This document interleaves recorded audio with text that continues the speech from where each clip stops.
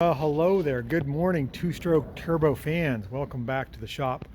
Welcome back to the two-stroke turbo channel. You are my two-stroke turbo super fans, and this is my shop dog Stella. Stella is officially 9 now. She was 9 years old last week. She doesn't act 9, but she's a good old puppy.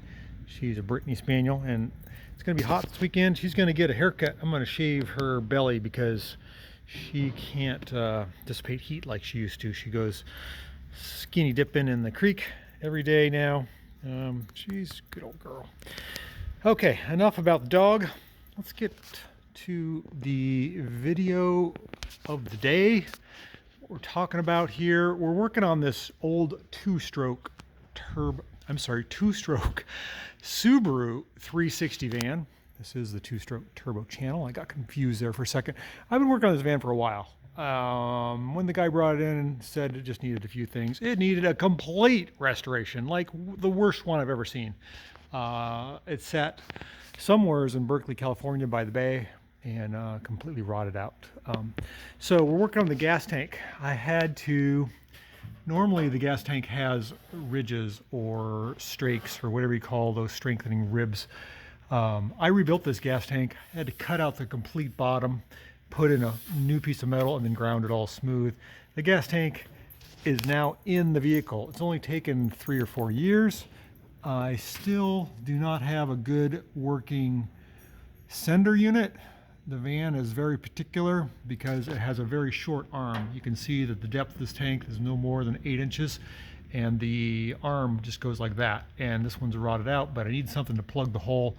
I'm hoping that they're being repopped someplace. I think my buddy might be making those soon, so we'll take care of that. These tanks are very unusual. The pickup is, you can see it, it's that little nipple right there. That's where the fuel comes out. There's a drain here, and there's 3 vents in the top. Because the tank is so long, when you go up and down a hill, the air goes to the ceiling, and for it to vent properly, you have to have 3 vent hoses. And the original vent hoses are these PVC lines. Let me show you. And they go bad. They're hard as a rock. They're not fuel resistant, but that's what they came with, and they always end up leaking. So I end up replacing them with fuel line. So I've got to get this one tied in, this one tied in, and this one tied in. There is 3, 2 1/4-inch ones at the ends and a 3/8 in the middle, and they all run across here, up the side. You can see there's 3 going up. They merge under the battery box, up to the vent, and then into the fuel neck up there. I'm probably going to splice them. I think they're okay from here on up, but I've got to make sure those don't leak. Otherwise we get a fuel leak or a vapor leak, or we don't want fuel spilling under the vehicle. So it's kind of a big deal to do a fuel tank job in a sandbar van. There is actually more to this than I have shown you. The front bracket to the fuel tank, you can see I got some new bolts in there holding the tank up, encompasses the e-brake cable. The e-brake cable bends around and is clamped to the fuel tank bracket, both on the driver's side, and there's a separate bracket on the passenger side. The e-brake cable then comes together and it's tethered right here.